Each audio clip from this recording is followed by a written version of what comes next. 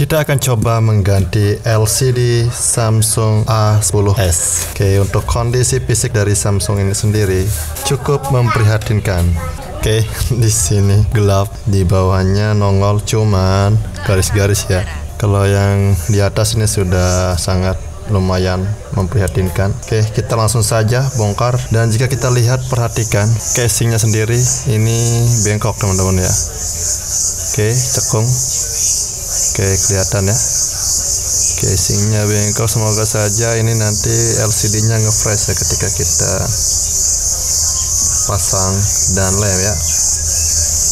Oke, pertama-tama ya kita langsung keluarkan SIM tray-nya terlebih dahulu ya. Oke, ada kartu SIM-nya dan oke, ada SD card sama kartu SIM-nya. Dan kita langsung saja congkel ya. Oke, di sini kita buka backdoor-nya terlebih dahulu teman-teman ya. Oh, ternyata bekas jatuh di sini. Jadi agak ketekan ke dalam dan ini agak susah ya. Di setiap sudut juga ada teman-teman.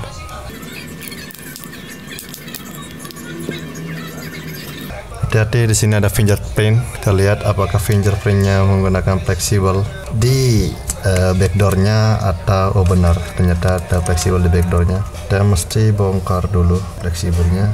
Dan kita lihat HP ini segelnya mana ya. Ternyata pernah dibuka teman-teman ya. Jadi nggak ada segelnya. Di atas ada segelnya, kalau di bawah mungkin dulu pernah diperbaiki yang di bagian bawah ya. Oke, selanjutnya kita bongkar, kita buka untuk board yang di atas ya, untuk board kalengnya, supaya kita bisa mencoba untuk LCD yang baru teman-teman ya. Ini sudah terbuka, ini kita cabut saja langsung baterainya, dan kita lihat posisi fleksibel LCD-nya itu di sebelah mana, apakah yang ini atau yang ini ya. Biasanya sih di sebelah kiri teman-teman ya. Namun jika ragu ya kita pastikan saja terlebih dahulu ya. Kita bisa angkat baterainya. Ternyata baterainya masih ada lem teman-teman ya. Baterainya ya mesti kita angkat dulu teman-teman ya, karena nanti ketika kita selipkan fleksibelnya itu harus melewati bawah baterai ya. Jika lemnya keras, kita bisa gunakan kontak cleaner untuk membersihkan lemnya terlebih dahulu teman-teman ya. Kita semprot saja di bagian pinggirnya supaya dia masuk ya. Barulah kita sisipkan atau selipkan.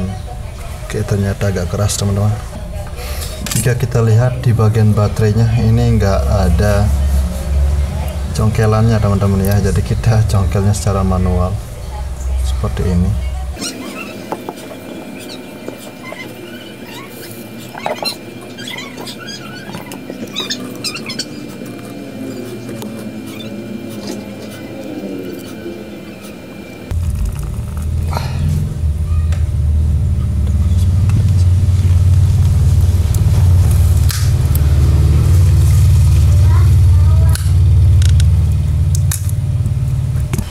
Oke, udah berhasil kebuka teman-teman, dan ternyata lemnya kuat banget ya. Inilah kenapa harga baterai tanam itu lebih mahal daripada harga baterai biasa ya. Oke, ternyata fleksibel LCD-nya itu yang ini teman-teman ya. Sebelah sini, yang ini kita angkat, cabut saja, dan kita tes menggunakan LCD yang baru ya, sembari kita memasang untuk baterainya juga. Oke, kita coba LCD-nya ya.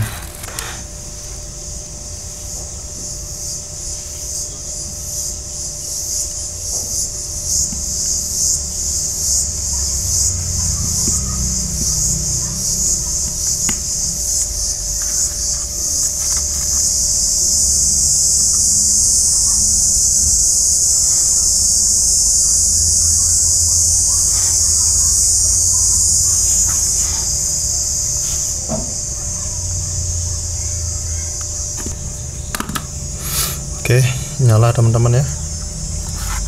LCD-nya sudah kelihatan. Kita geser ke sini dulu ya. Oke. Samsung. Oke.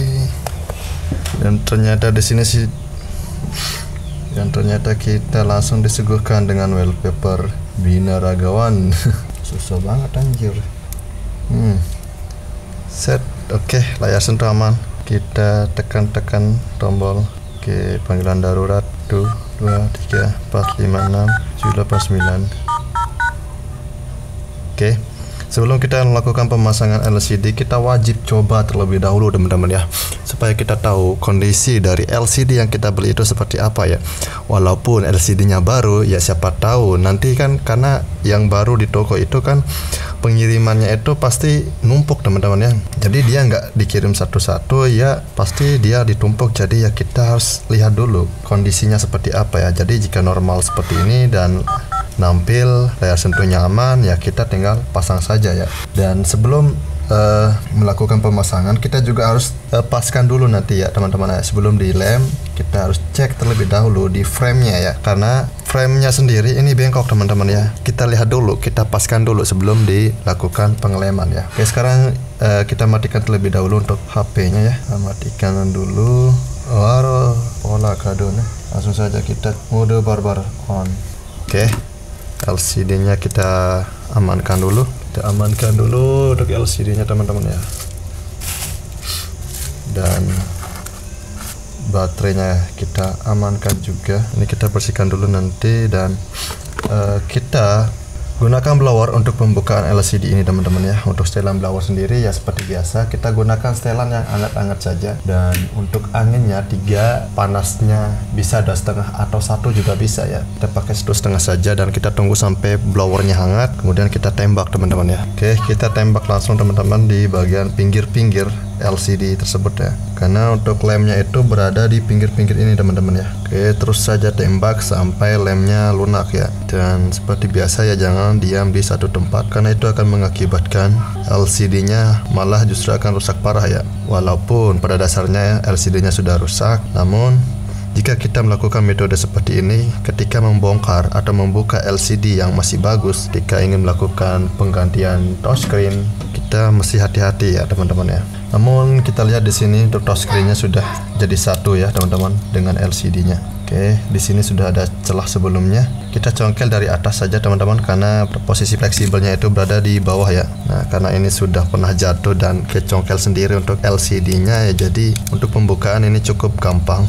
Tidak terlalu memakan waktu yang banyak ya. Oke, LCD-nya yang lama sudah kebuka, kita singkirkan. Nah, sebelum melakukan pengeleman, silakan kalian bersihkan dulu. Ternyata frame-nya bengkok teman-teman ya. Mesti dipijit kayaknya ya, biar kelihatan lurus. Benar, yang bengkok di bagian sini saja. Kalau yang di sini sih nggak terlalu ya. Kita lihat ya, cukup lah ya. Oke, kita bersihkan dulu untuk sisa-sisa lemnya teman-teman ya, supaya lem yang baru itu bisa nempel dengan sempurna teman-teman ya.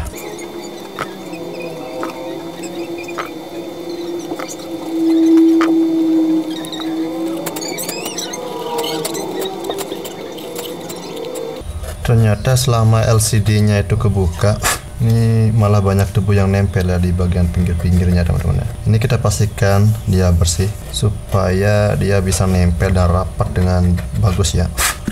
Oke, jika sudah bersih seperti ini, kita bisa coba pasangkan LCD yang tadi untuk melihat pas atau tidaknya di layar teman-teman ya. Masukin saja seperti ini. Dan kita paskan dulu, kita lihat. Oke, ini cukup pas, namun agak sedikit timbul di bagian kanan atas ini ya. Mungkin ini karena penyebab yang bengkok ini teman-teman. Nah, sekarang kita coba tes pasang lagi, dan kita coba hidupkan baterainya. Kita pasangkan baterainya dan kita hidupkan. Aman teman-teman ya. Nah, sekarang kita langsung saja melakukan pengeleman ya. Dan untuk lem LCD yang biasa saya gunakan, lem Zalinda yang 50 mili B700 ya. Link pembeliannya bisa kalian cek di kolom deskripsi. Oke, kita beri lem di setiap kelilingnya, di samping-sampingnya.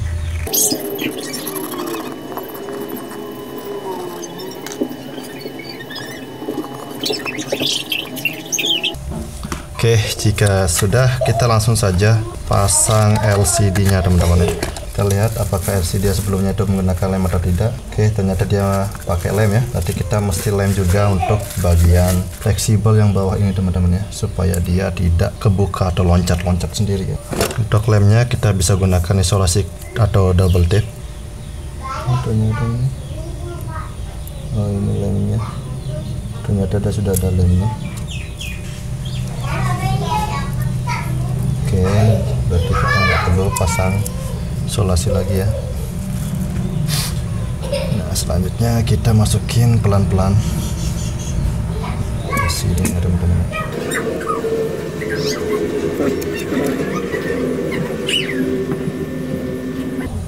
Selanjutnya ya kita lepas pelan-pelan dan kita paskan ya.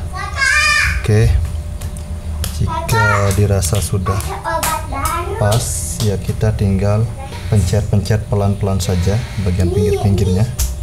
Oke, pencet pelan-pelan saja bagian pinggirnya.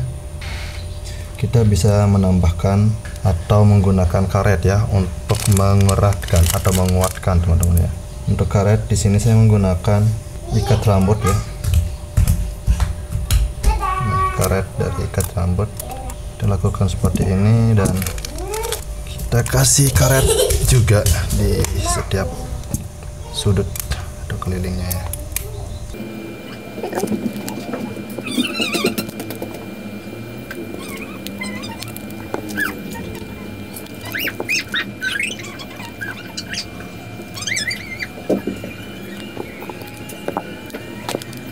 Nah, jika sudah kuat seperti ini teman-teman, kita tinggal biarkan saja sampai 1 jam ya, lebih bagusnya, atau setengah jam juga bisa.